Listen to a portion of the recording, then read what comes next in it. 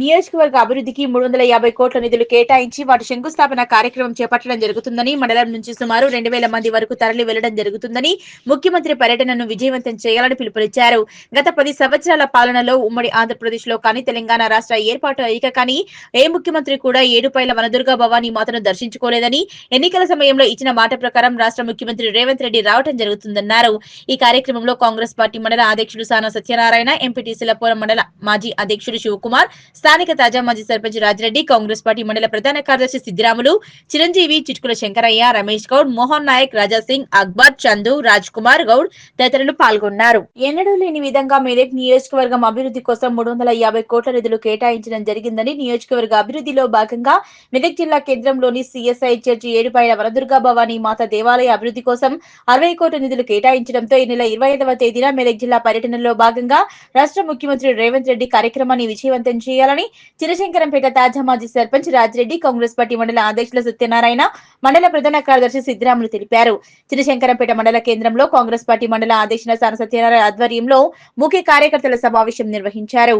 మండల అనంతరం మండల అధ్యక్షులు సాన సత్యనారాయణ, చినశంకరంపేట తాజా మాజీ సర్పంచ్ రాజిరెడ్డి, కాంగ్రెస్ పార్టీ మండల ప్రధాన కార్యదర్శి సిద్దిరాములు మాట్లాడుతూ, గతంలో ఏ ముఖ్యమంత్రి కూడా దుర్గాభవాని దేవాలయానికి రాలేరని, ప్రస్తుత ముఖ్యమంత్రి మెదక్ నియోజకవర్గ ఎమ్మెల్యే డాక్టర్ మైనంపల్లి రోహిత్ ఆధ్వర్యంలో రేపు తెలంగాణ రాష్ట్ర ముఖ్యమంత్రి శ్రీ యనమల రేవంత్ రెడ్డి గారు మెదక్ ఏడుపాయలను సందర్శిస్తున్నారు. మరి గతంలో ఉమ్మడి ఆంధ్రప్రదేశ్లో ఉన్నప్పుడు కానీ, మరి తెలంగాణ ఏర్పడిన 10 ఏళ్ళలో కానీ ఏ ముఖ్యమంత్రి గారు కూడా మరి ఏడుపాయలకు రాలేకపోయారు. మరి ఇలా మా యంగ్ డైనామిక్ ఎమ్మెల్యే గారి చొరవతోని ఇలా మెదక్ కాన్స్టిట్యున్సీ అభివృద్ధికి కంకణం కట్టుకొని మరి ముఖ్యమంత్రి గారిని రప్పించడంలో చొరవ చూపిన ఎమ్మెల్యే గారికి కాన్స్టిట్యున్సీ ప్రజలు, మా మండల ప్రజలందరం కూడా ధన్యవాదాలు తెలియజేస్తున్నాం. మరి ముఖ్యంగా ఇలా ఏడుపాయలకు గతంలో దోచుకున్న నాయకుల్ని చూసినాం. మరి కొబ్బరికాయ నుంచి మొదలు పెడితే టెండర్ల దాకా కూడా దోపిడీ జరిగింది. లక్షలాది రూపాయలు మరి గతంలో ఉన్న ఎమ్మెల్యే భర్త పద్మా దేవేందర్ రెడ్డి దోచుకోవడం జరిగింది.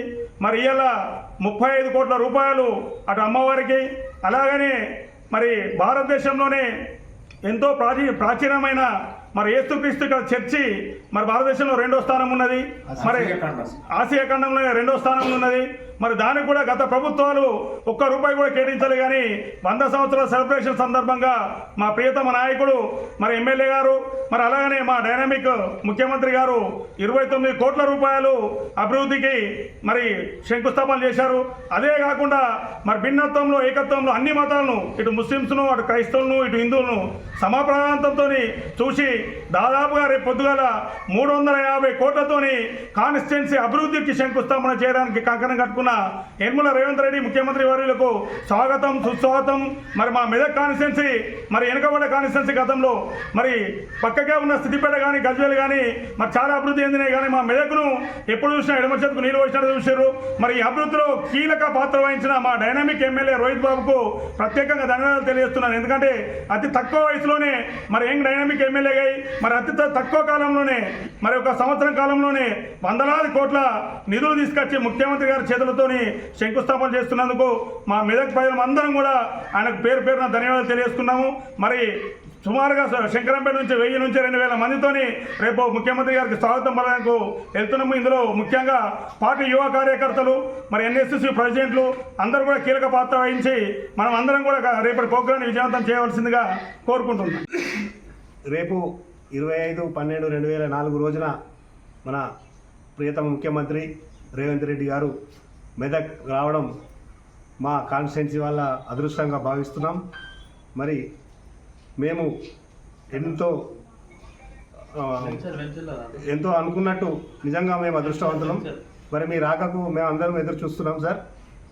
మరి చరిత్రలో ఇది నిలిచిపోతుంది. ఎందుకంటే ఏడుపాయల అమ్మవారు దుర్గాభవాని గారికి ఇప్పటి వరకు ఎవ్వరు కూడా ఏమీ చేయనటువంటి విషయంలో మరి మీరు ఇప్పుడు ఇంత పెద్ద అభివృద్ధి నిధులు కేటాయిస్తున్నప్పుడు మేమందరము గర్విస్తున్నాము. అలాగే ఎంతో చరిత్ర గల ఏషియాలో నెంబర్ 2గా ఉన్న చర్చ్ కూడా 29 కోట్ల రూపాయలు కేటాయించినందుకు మీకు కృతజ్ఞతలు తెలుపుకుంటున్నాం. మరి మా శంకరంపేట నుండి రేపు గ్రామాన కార్యకర్తలు, ప్రజలు మరి మనము స్వాగతించాలి, మనం అందరం వెళ్ళాలని కోరుకుంటున్నాం. గౌరవనీయులు తెలంగాణ ముఖ్యమంత్రి వర్యులు మెదక్ రావడం శుభసూచకం. మరి ఏదైతే మన చిన్నశంకరపేట మండల నాయకులము ప్రజలము స్వాగతం సుస్వాగతం తెలియజేస్తూ మరి కనువిని ఎరగని రీతిలో మరి ఈరోజు మెదకు అమ్మవారికి ఎడపాయల అమ్మవారికి మరి ఎన్నలేని విధంగా మొదటిసారి ముఖ్యమంత్రి రావడం కూడా శుభసూచకం. అదేవిధంగా మరి ఏదైతే 35 కోట్లు కేటాయించడం కూడా ఇది రాష్ట్రంలో మొదటిసారి. మరి ఇంతవరకు ఎన్ని ప్రభుత్వాలు మారినా ఎంతమంది ఎమ్మెల్యేలు మారినా ఇంత పెద్ద మరి నిధులైతే ఎప్పుడు తీసుకురాలే.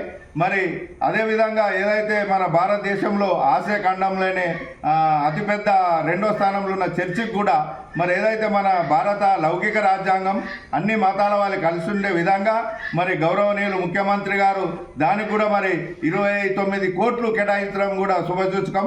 అదే మాదిరిగా మరి యువ నాయకుడు మా ఎమ్మెల్యే గారు మరి భారతదేశంలో అతి పిన్న వయసున్న నాయకుడు మరి ఆయన నాయకత్వాన మరి మెదక్ పట్టణానికి ముఖ్యమంత్రి రావడం కూడా హర్షించదగ్గ విషయము.